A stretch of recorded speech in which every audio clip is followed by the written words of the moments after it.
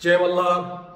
मी शशिकांत तरंगे आज तुम्हाला महाराष्ट्रातील धनगर समाजाचे 75 वर्षांमध्ये झालेल्या आमदारांची संख्या, कोणत्या आमदाराला कोणत्या पक्षाने संधी दिली, कोणत्या पक्षाने किती आमदार दिले, किती मंत्री दिले, हे मी आपल्याला या व्हिडिओच्या माध्यमातून सांगणार आहे।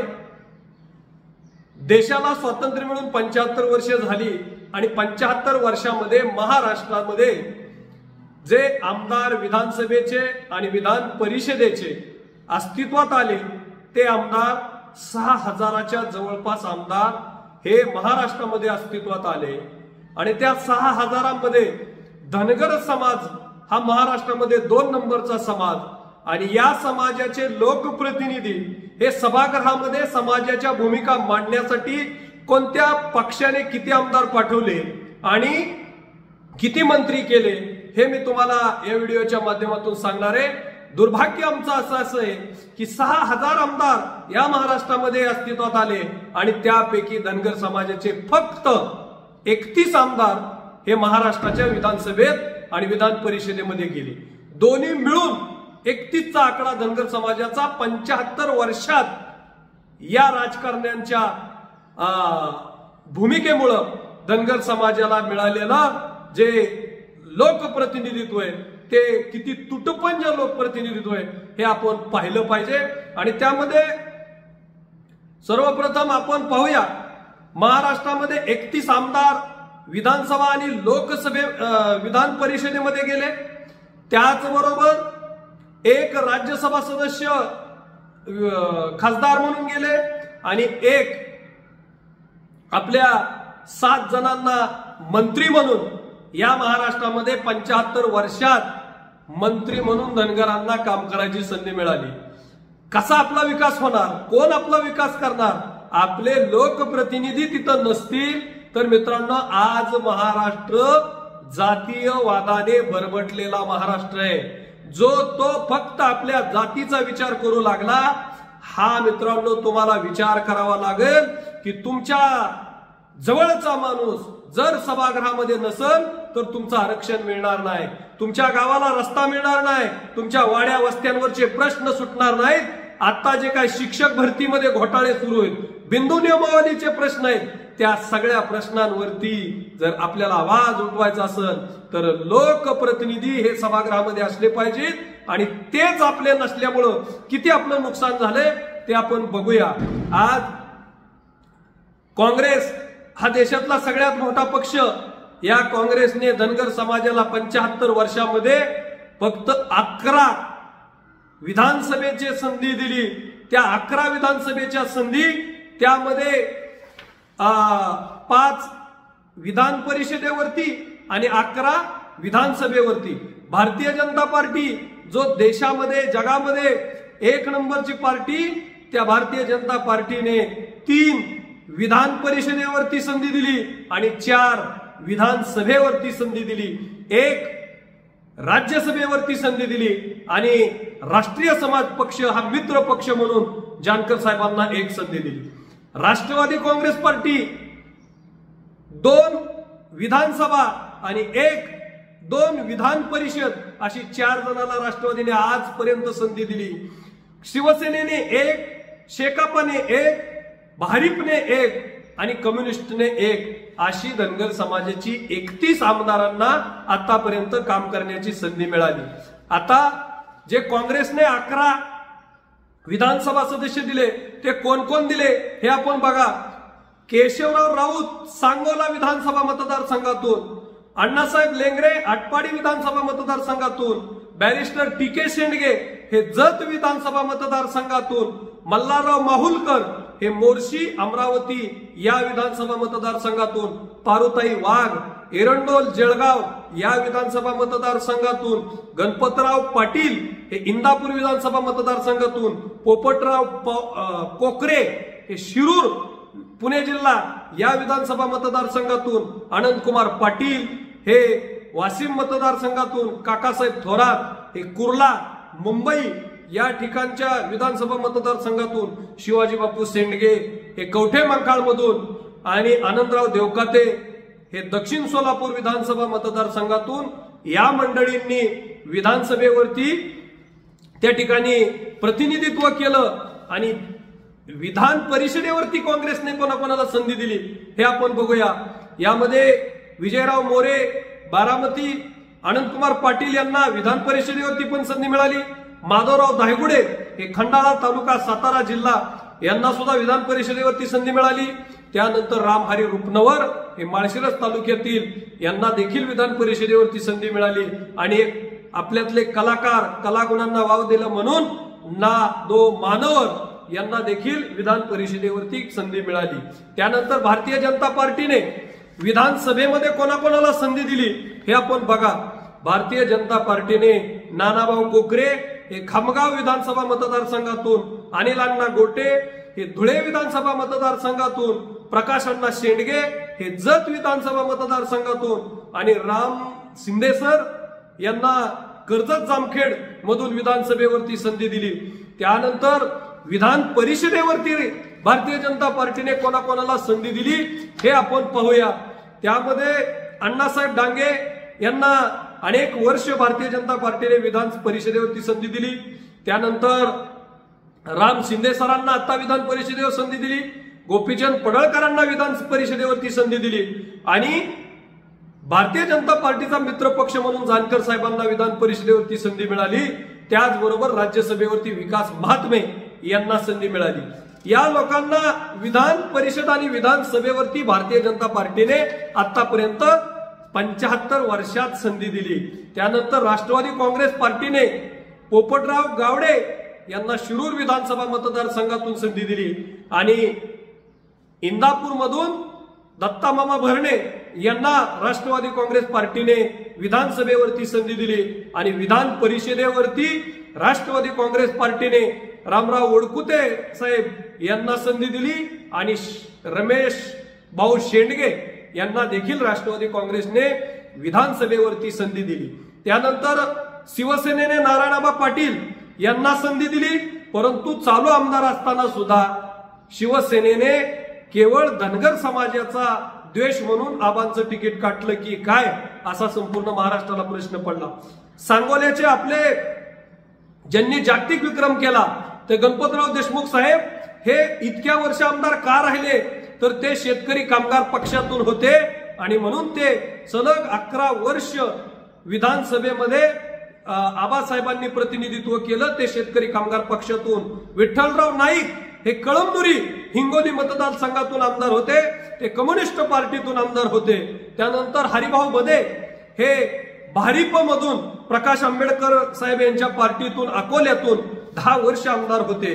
मित्रांनो, ही अशी मंडळी आपली या महाराष्ट्रामध्ये 31 जणाला काम करायची संधी मिळाली आणि आपण जे या महाराष्ट्राच्या राजकारणाचं चित्र बघतोय हे अत्यंत भयानक चित्र आहे।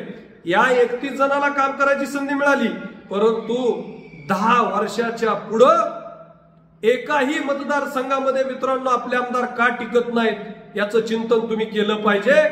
आणि एवढ्या छोट्या मोठ्या मतदारांवर अवलंबून आपण नाही, आपली संख्या बहुसंख्य आहे आणि आपले आमदार स्वातंत्र्याच्या 75 वर्षामध्ये 31 आमदार आहेत याचं चिंतन करा मित्रांनो। कोणाला मतदान करतोय, का मतदान करतोय, कशासाठी मतदान करतोय, अरे आपले प्रश्नच सुटत नसतील तर या 4-5 पक्षांना आपण मतदान का करायचं याचं कधी प्रश्न आपण स्वतःला विचारले पाहिजे। हे पक्ष आपल्याला तिकीट देत नाहीत, ना लोकसभेचं ना विधानसभेचं, कसं आपलं काम होणार। म्हणून मित्रांनो 7 जणाला फक्त आतापर्यंत महाराष्ट्रामध्ये मंत्री म्हणून संधी मिळाली। 7 जणांनी आपलं काम केलं, त्यामध्ये अण्णासाहेब डांगे, शिवाजी बापू शेंडगे, अनंतराव देवकाते, राम शिंदे साहेब, त्यानंतर जानकर साहेब आणि त्यानंतर आपले भरणे मामा आणि सगळ्यात अगोदर जी संधी मिळाली ती मल्हारराव माहोलकरांना 72 सालामध्ये संधी मिळाली। ह्या 7 लोकांना महाराष्ट्रामध्ये आतापर्यंत फक्त मंत्री म्हणून काम करायची संधी मिळाली। किती दुर्दैव आहे। एका बाजूला एका घराघरात 7-7 आमदार, एका घरामध्ये कॅबिनेट मंत्री, मुख्यमंत्री होतो, आणि माझा एवढा मोठा महाराष्ट्रातला 2 नंबर समाज, या समाजाचे प्रश्न असंख्य, या समाजाच्या समस्या असंख्य, या समाजामधलं दुःख, दारिद्र्य, या समाजाला मुख्य प्रवाहामध्ये आणण्यासाठी स्वातंत्र्याच्या 75 वर्षामध्ये मित्रांनो प्रयत्न होत नाहीत. आणि तुम्ही मात्र मी या पक्षाचा, मी त्या पक्षाचा, आणि पक्षीय राजकारणामध्ये तुम्हाला आम्हाला गुलाम बनवलं. आज सुद्धा आपल्यामध्ये पक्षाचं पुळकं घेऊन लोक सामाजिक व्यासपीठ उभा करण्याचा प्रयत्न करतात. हे अत्यंत दुर्दैव आहे. अरे तुम्हाला जर राजकारणामध्ये काम करायची संधी मिळाली आहे तर तुम्ही राजकारण करा, परंतु समाज आणि राजकारण याला एक वेगळं व्यासपीठ उभा करण्यासाठी सगळ्यांनी प्रयत्न केले पाहिजे. कोणाची या ठिकाणी मक्तेदारी समाजामध्ये काम करण्याची नाही, प्रत्येक जण समाजामध्ये काम करू शकतो, परंतु जागृत समाज, जागृत संघटन आणि भविष्यातल्या माझ्या समाजाचं शोषण थांबवायचं असेल तर मित्रांनो राजकारणाला आपण थोडंसं ओळखलं पाहिजे. आणि आपल्यामध्ये राजकीय प्रक्रिया, मतदान जागृती आणि या 4-5 पक्षांच्या बाबतीतली भूमिका ही गावागावातल्या समाजांपर्यंत पोहोचली पाहिजे. आज एक तिकीट द्यायचं आणि लाखो धनगर समाजाची मतं त्या पक्षाला घ्यायची, एक तिकीट दुसऱ्या पक्षाने द्यायचं आणि लाखो धनगर समाजाची मतं त्या पक्षाकडे खेचायची. हा धंदा आता धनगरांनी बंद केला पाहिजे. राजकारण हे मित्रांनो बिझनेस म्हणून पुढे आलेला आहे, आणि हा धंदा आहे, धंदा तो शुद्ध धंदा आपण ओळखला पाहिजे. आणि धनगरांनी सुद्धा येणाऱ्या काळामध्ये राजकारणाला धंदा म्हणून करिअर केलं पाहिजे, आणि त्या दृष्टिकोनातून आपण काम केलं. कोण सेवा करतो? अरे जातीवादी महाराष्ट्र नाही म्हणायचं, सेवा आम्हाला जनतेती करायला म्हणायची, आणि घर मात्र आपल्या कुटुंबाचं भरायचं. हा धंदा महाराष्ट्रातल्या धनगर समाजाने ओळखला पाहिजे. आणि या राज्यकर्त्यांना त्यांची जागा दाखवण्यासाठी मित्रांनो 2024 अत्यंत जवळ आलेली आहे. कोणालाच आरक्षण मिळेल का नाही अशी महाराष्ट्रात परिस्थिती आहे. म्हणून माझी तुम्हाला नम्रतेची विनंती, 6000 आमदार एका बाजूला होतात आणि 31 आमदार 75 वर्षात तुमचे होतात.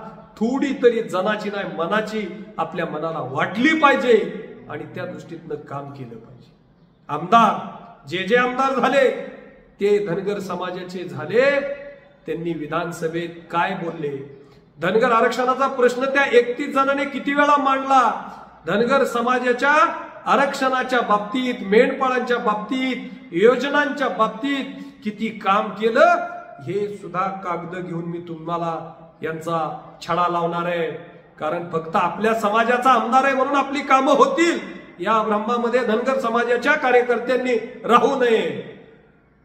कारण आज मला मराठा समाजाचं कौतुक वाटतं की आपला आमदार, आपला खासदार, आपला मंत्री असला तरी त्याला जाब विचारणं, त्याची गाडी अडवणं, त्याची गाडी फोडणं आणि त्याला उद्घाटनापासून परावृत्त करणं ही धमक आपला असला तरी दाखवणं, याला खऱ्या अर्थ पुरुषार्थ म्हणतात. याला खऱ्या अर्थानं समाजाची संवेदना जागृत ठेवण्याचं काम म्हणतात.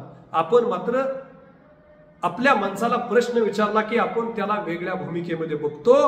कारण समाजाच्या प्रश्नावरती जर तुम्ही बोलणार नसाल, समाजाच्या मूलभूत सुविधांवरती जर तुम्ही बोलणार नसाल आणि या समाजाचं प्रश्न सोडणार कोण, या समाजाच्या भविष्याचा, पिढ्यांचा विचार कोण करणार? आणि म्हणून आम्हाला तुम्ही किती वर्ष आमदार आहे यापेक्षा तुमच्या आमदारकीच्या कालखंडामध्ये आमच्या प्रश्नावरती किती बोलला, आमचे प्रश्न किती सोडले आणि भविष्यात माझ्या या समाजाच्या प्रश्नाला किती गती तुमच्या भूमिकेमुळे आली, हा विचार आम्हाला आता येणाऱ्या काळामध्ये करायचा आहे. भले आमची संख्या 0 झाली तरी चालेल, परंतु बोलणारे, विधानसभा गाजवणारे आणि समाजाच्या प्रश्नावरती महाराष्ट्र डोक्यावर घेणारे आमदार आपल्याला निवडून द्यावे लागतील. आणि त्या आमदारांसाठी आपल्याला काम करावं लागेल. महाराष्ट्रामध्ये 2024 ची निवडणूक जवळ येते. आपल्या समाजातील फटक्या मुलांना साथ द्या. आपल्या समाजातील गोर गरीब वंचित कष्टकरी मुलांना साथ द्या. कारण तीच माणसं क्रांती करू शकतात. जे आपल्यातली आर्थिकदृष्ट्या सक्षम माणसं आहेत ती पक्षांची गुलाम झालेली माणसं आहेत आणि तुम्हाला पक्षांचं गुलाम होता येणार नाही। एखादा नेता गुलाम झाला असला तरी नेत्याला खड्यासारखं त्याच्या पक्षाचं त्याला काम करायला बाजूला काढा, परंतु समाजाची लढाई लढण्यासाठी आमदार वाढवा, समाजाची लढाई लढण्यासाठी खासदार वाढवा आणि ती संख्या या 4 पक्षामध्ये वाढू शकत नाही। म्हणून तुम्हाला आम्हाला एक स्वतंत्र व्यासपीठ या महाराष्ट्रामध्ये उभा करणं गरजेचं आहे आणि त्यासाठी मित्रांनो येणाऱ्या काळामध्ये तुमची जर साथ मिळाली तर आमच्यासारखे असंख्य कार्यकर्ते या कामासाठी पुढे यायला तयार आहेत। आणि म्हणून आज 31 आमदार 75 वर्षात झाले, याचं दुःख याचं चिंतन तुम्हाला आम्हाला सगळ्यांना करावे लागेल। काँग्रेस, राष्ट्रवादी, भाजप, शिवसेना हे मुख्य पक्ष आणि या पक्षांनी किती प्रतिनिधित्व दिलं, लाज वाटली पाहिजे या पक्षांच्या प्रमुख नेत्यांना ज्यांनी धनगरांचा फक्त मतासाठी वापर केला।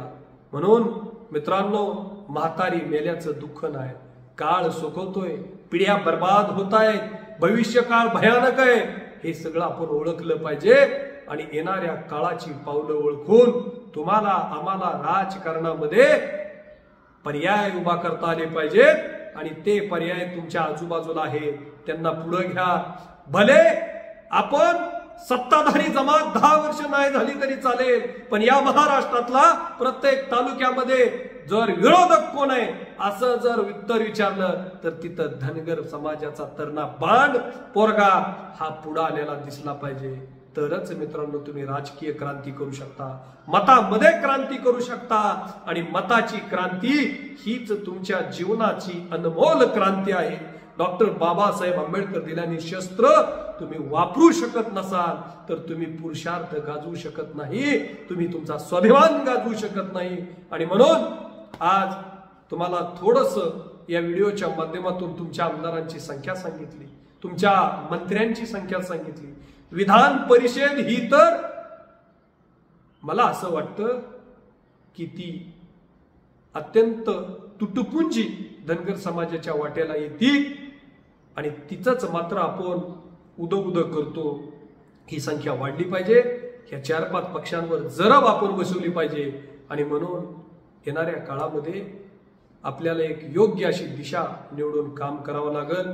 त्यासाठी तुमच्या सर्वांची अनमोल साथ आमच्यासारख्या कार्यकर्त्याच्या पाठीमागे उभा राहावी हीच अपेक्षा व्यक्त करतो। बाकी तुम्ही शिकलेले आहात, तुम्ही सुधारित वर्जन आहात, तुम्ही या महाराष्ट्राचे भविष्य आहात आणि त्या दृष्टिकोनातून तुम्ही चिंतन करावं। आमदार, खासदार, मंत्री ही संख्या वाढली पाहिजे। या व्हिडिओच्या माध्यमातून मी तुम्हाला जागृत करण्याचा प्रयत्न करतोय, ना की कोणत्या पक्षाला नाव ठेवण्याचा, ना की धनगराच्या कोणत्या नेत्याला नाव ठेवण्याचा। माझा प्रयत्न हा आहे की जो आहे त्यांनी चांगलं काम करावं, जो तिथं कमी पडतोय त्याला इतरांनी साथ द्यावी आणि जी संख्याच आपली कमी ती वाढवण्याच्या दृष्टिकोनातून तुम्ही आम्ही सर्वांनी प्रयत्न करावा, एवढाच माझा या माध्यमातून प्रयत्न आहे। अन्यथा आपल्यातले अर्ध्या हळकुंडाने पिवळे झालेले अनेक आहेत की कुणीतरी कोणाला लगेच म्हणतं शशिकांत तरंगेंनी आपल्या आमदारांना नावं ठेवली, शशिकांत तरंगेंनी आपल्या आमदारांना टार्गेट केलं, शशिकांत तरंगेंनी भारतीय जनता पार्टीला, शिवसेनेला, काँग्रेसला, राष्ट्रवादीला टार्गेट। अरे टार्गेट करणं हे व्हिडिओच्या माध्यमातून होणार नाही, टार्गेट तर यांच्या छाताडावर बसावंच लागेल, परंतु त्यासाठी सैन्य म्हणून तुम्हाला उठाव करावा लागेल, तुमच्या मनामध्ये स्फुल्लिंग जागृत व्हावं लागेल, तरच हा महाराष्ट्र धनगर समाजाचा राज्यकर्ता जमात म्हणून स्वीकार करू शकतो। अन्यथा सत्ता ही अशी सहजासहजी मिळणारी गोष्ट नाही, त्यासाठी सामर्थ्यशाली बलशाली योद्धा म्हणून पुढे यावं लागतं आणि तो योद्धा तुमच्यामध्ये लपलेला आहे, तो जागा करण्याचा मी प्रयत्न करतोय। येळकोट येळकोट, जय मल्हार।